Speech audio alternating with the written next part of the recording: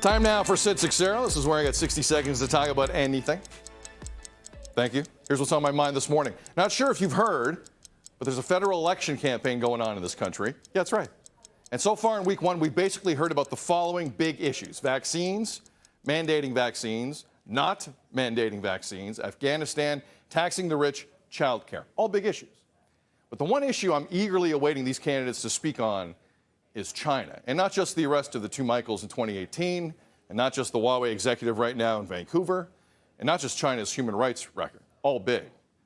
The Winter Olympics in Beijing start in 169 days. Should this country, considering everything that's going on over there, and never mind that we're still in the pandemic, actually send a team to China, or do we boycott?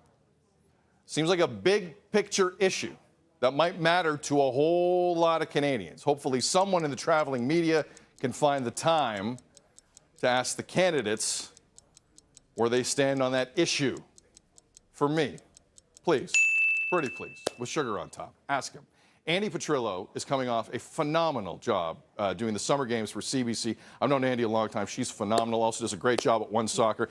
Andi, good morning. Welcome to the show. I just want to congratulate you on a great Olympics. Terrific job. Yeah, thank you very much. I was waking up the same time as you, Sid. We were on the same schedule for a good 3 weeks. I always knew you and I would be on the same schedule like this at this time in the morning. All right, Andi, I'll back off here. Look, if I'm a betting man, is Canada going to boycott? Probably not. I realize that.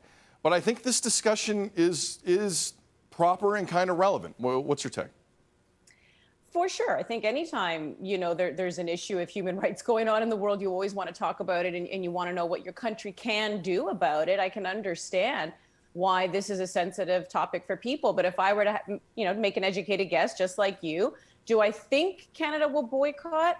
Right now, the information that I have currently, I would say no. They're coming off a big high from, the Tokyo Olympics. They're feeling good. The Olympic spirit is alive and well.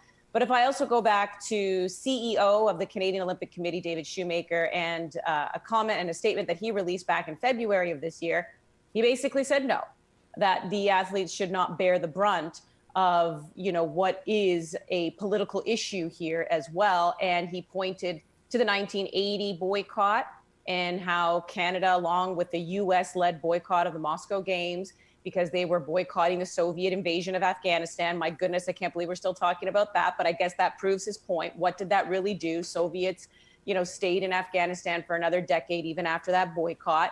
Goes on to say that sports can actually bring people together.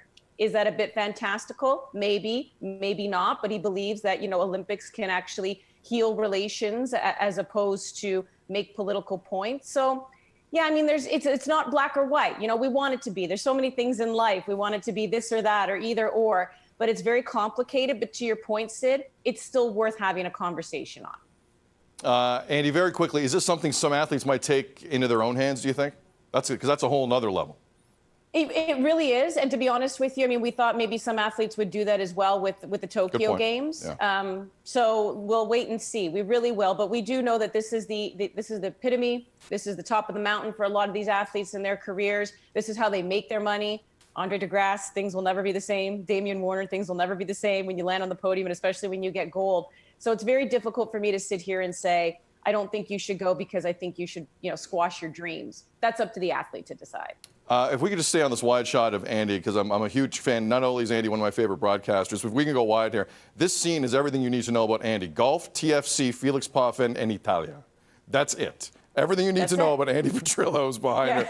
Andi, let's do this again. I'm a huge fan. Love you, and have a great day. Thank you, Andi.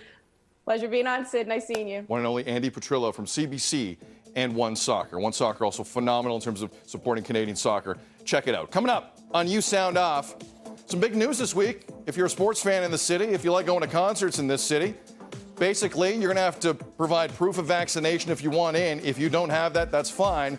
You need a negative test to get into a sporting event or a concert in this city in the not too distant future. Will that entice more people to get vaccinated? 1-866-267-3797. Feedback at breakfasttelevision.ca, at Breakfast TV on Twitter. You Sound Off coming up next. You're watching BT.